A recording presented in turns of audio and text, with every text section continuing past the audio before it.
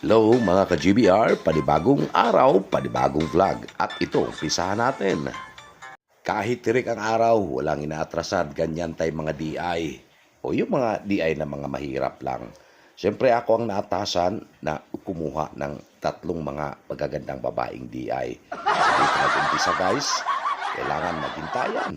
So alam kong kilala niyo itong DI na nakuha ko. Yan, blondie na blondie ang buhok. So, siya ang naunang dumating sa usapan ng lugar kung saan kami magkikita. Dahil nga, tirik ang araw, nakuha pa rin namin ngumiti dahil kailangan din natin ng trabaho. Ganyan tayo. Siguro alam nyo na kung saan ang lugar na to. I-comment nyo kung kilala yung DI na yan at saka yung lugar kung saan kami nagtatagpo. Dahil sa sobrang init na pag-usapan namin, kuya, pasok muna tayo sa malamig. Kaya, hinahanap namin ang lugar kung saan kami pwede magtago na malamig dahil sa sobrang init. Alam niyo naman ang lugar dito na mayroon ditong hintayan din. Itong tinatawag na Jollibee, kung saan pwede kang umihi, pwede kang uminom ng tubig, tapos paglabas mo, thank you. Pero, nagulat ako nung pinuntahan na namin ang lugar na malamig, sarado pala. So, wala kaming magawa. Instead na papasok kami doon para doon kami maghintay nila dahil malamig nga ang lugar. Bumalik na naman kami dito sa mainit na lugar sa waiting shed sa may Philcoa. Ayan. Kahit tirik ang araw, nakuha pa rin umiti ng kasama kong DI. At siyempre, wala siya pakialam. Cellphone pa rin ang cellphone. Hinayaan ko na lang habang hinihintay namin ang aming mga kasama. At maya-maya pa, nag-video call na kami sa group chat. Ayan, yan yung mga kasama ko guys. Sabi niya, yung may-ari ng sasakyan, aalis daw, magkita daw ng alas 3. Lampas na ng alas 3:30, hindi pa rin sila dumating. Yung isa naman nakasombrero, nakasalamin, para si Justin Bieber, saka pa lang niya na-pick up doon sa usapan nilang lugar.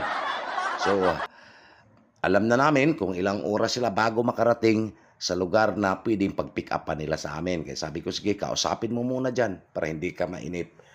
Kahit pa, tirik ang araw, sila, swerteng-swerte sila kasi nasa loob na sila ng malamig na sasakyan. Iba talaga pag mayayaman yung mga DI, mayroon talaga mga sasakyan. Tayo yung mahirap, yung mga kasamang ko. Thumbs up nga kung sino mga mahirap lang na DI dyan. Tiis talaga sa init ng araw, tingnan mo ako. Init ng init. Nilapit ko na lang yung tenga ako sa cellphone kasi hindi ko marinig kung anong pinag-usapan, kung anong oras kami daanan nila dito sa lugar naming pinaghihintayan. Yan yung kausap namin. Naka-ribbon pa, naka-sombrero. Hip-hop na hip-hop ang dating. Ewan ko kung anong pinagsasabi niya, hindi ko maintindihan.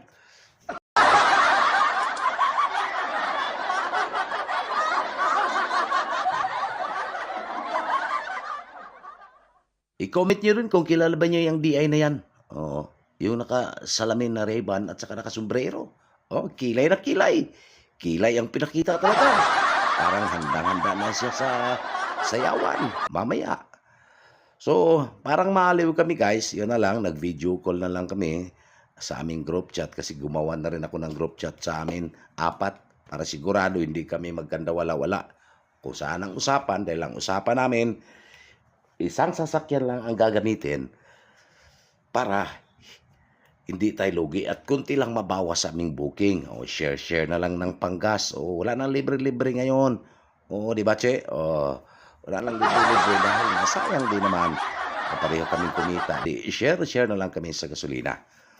So, isang sasakyan lang gagamitin. Pero sa totoo, wala naman din ako sasakyan eh.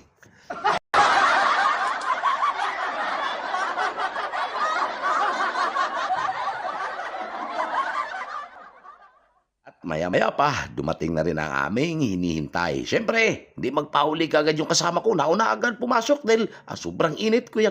Ako muna papasok. Sige, magbigyan natin. Dahil nga, ladies first.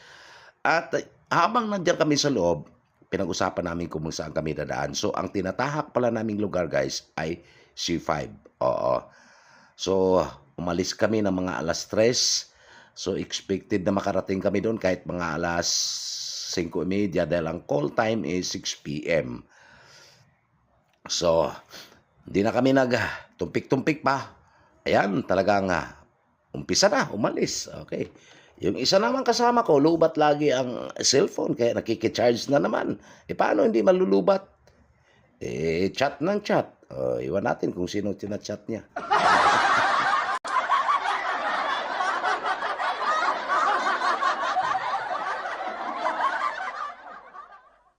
So habang binabaktas namin ang kahabaan ng C5, kampante kaming tatlo dahil kabisado na ng may-ari ng kotse, ang kanyang kotse na imamaniho, pasingit-singit. Sabi namin, relax lang.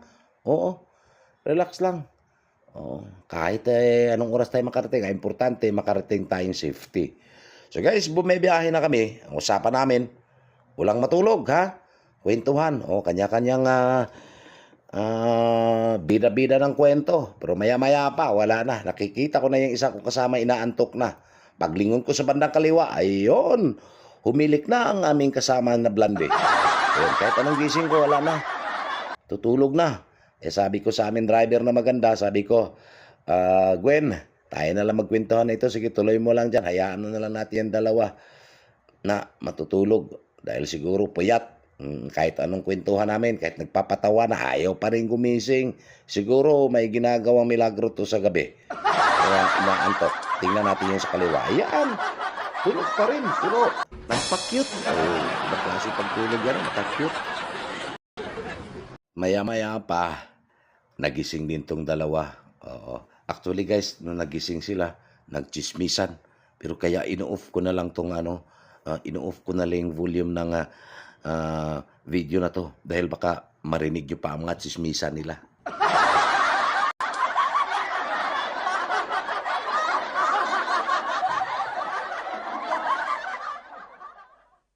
Habang nagchismisan at kikwentuhan, di namin namalayan, nakarating na pala kami sa aming destinasyon. So kung yung makikita, malapit na kami sa entrance, sa may guard. Ito na lang. Mga tao. Ganun naman din ang proseso. Pagka Baka dyan sa maliit. kukunin yung ID. Nakabihis ka na, Gwen? Hindi pa. Wala pa nga, kilay pa nga lang meron ako.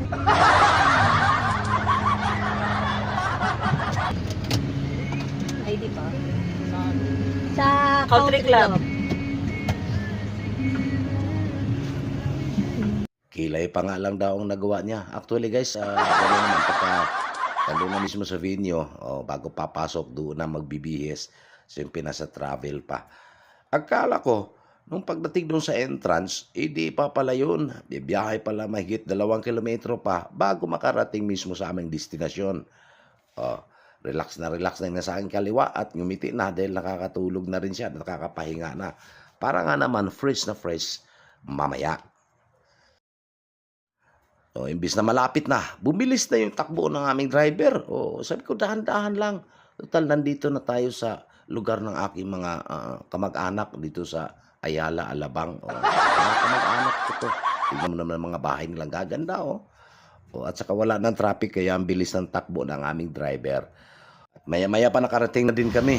Pero kailangan daw mag-registered kami o mag-log kung isa-isa.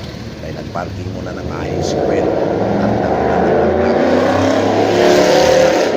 At saka si Danica. Pero si Danica, sinita.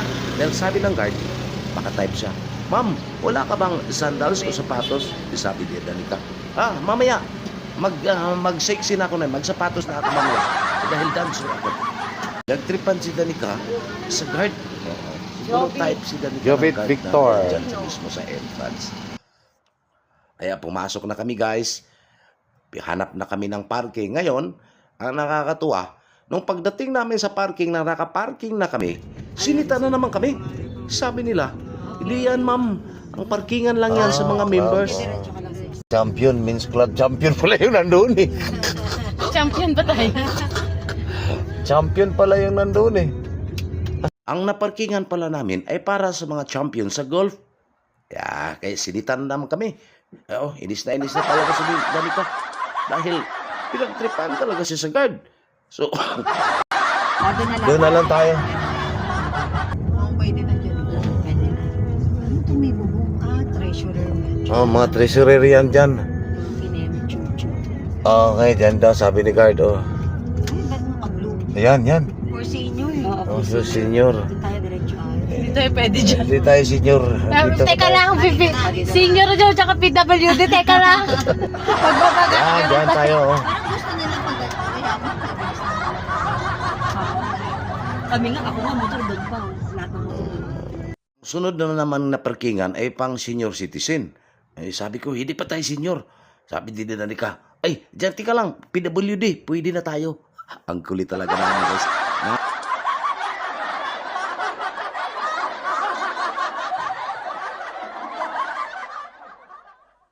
Siyempre, nakarating na rin kami.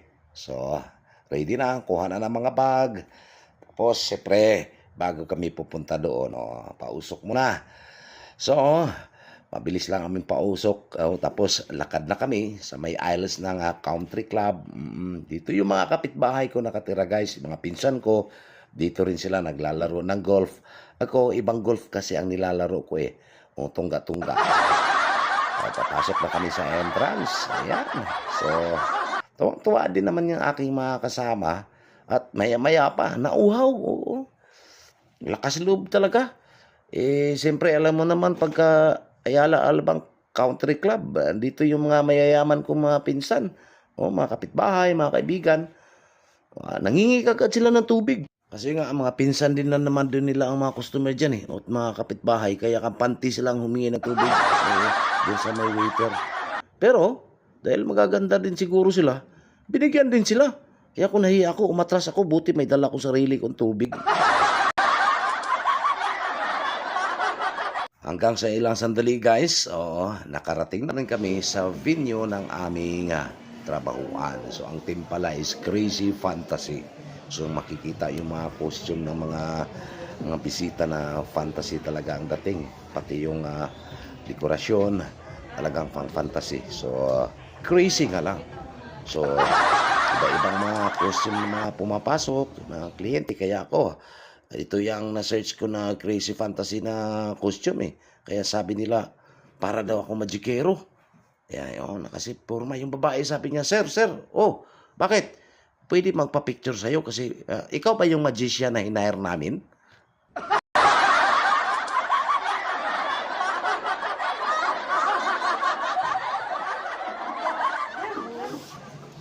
Picture man na tayo, sir, kasi nga, baka mamaya mabisi ka na, hindi na ako makapagpa-picture sa'yo. Akala niya, guys, ako yung magician na ina-hire nila.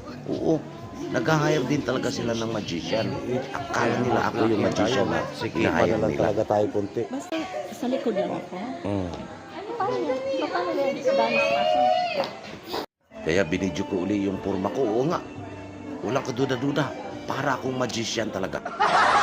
Okay naman ang pormahan, nakatuksido. Pero naka-jill jeans. Socialization. Na magician, naka-jill jeans eh. So, terno din na pula. Pero parang mukha nga akong magician dyan. Di bali na. Importante kumita. Di bali na mukha akong magician. Ang importante kumita. So, sinurvey ko muna guys ang area.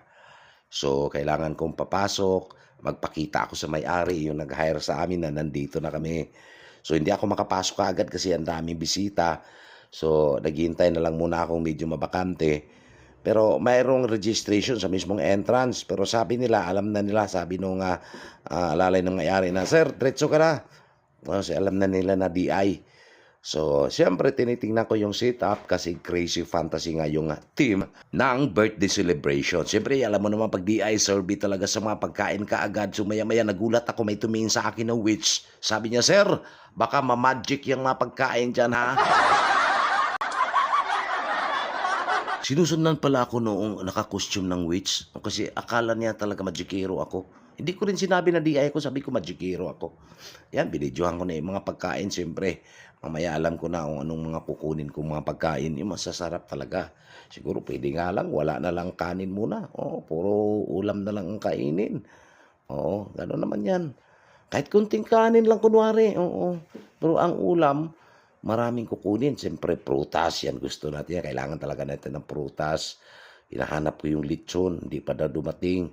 So, sabi ng in charge doon, Sir, yung table niyo nandoon sa dulo. Pwede na kayong kumain. may nakahanda na ng pagkain ninyo dyan. Oo, para kung sakaling mag-program na, busog na kayo, para pwede na kayong sumabak sa sayawan. Tinatanong ako kung saan yung mga kasama kong mga babae, yung mga gaganda. Siyempre, sabi ko, nagbibihis pa, kaya binalikan ko sila doon sa, malapit sa CR. Malapit sa CR, mayroon doong pinakal living area yun. Nakikita ko, nagbibihis pa. Si Danica, nakaready na. Oo. Sabi ka, saan yung attire niyo? Crazy Fantasy. Sabi ni Danica, hindi na lang kami mag-Crazy Fantasy, kuya, dahil yung mukha namin, parang crazy naman din to eh.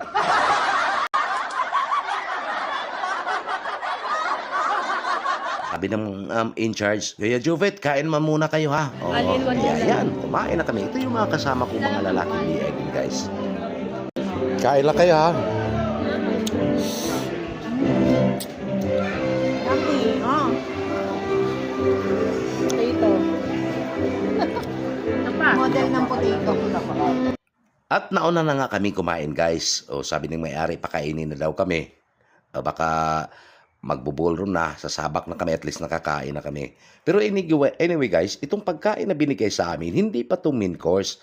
Mayroon tagala silang nakapak na pagkain para lang sa mga DI at saka magician. Hindi ako yun ha. Mayroon talagang magician na hinahere. Diba? Siyempre, yung mga ladies ko, kain na. Habang nag-umpisa na yung program, kami kumakain. Kasi baka mamaya biglang may ballroom dancing. So naka-ready na kami. Pero maya-maya pa naggulat kami. Dahil hindi pa kami nakapagtrabaho, may lumapit sa amin yung in charge mismo ng program at saka nag-hire sa amin. Tinatanong kung saan na yung mga kasama ko habang busy-busy sa program ang mga bisita.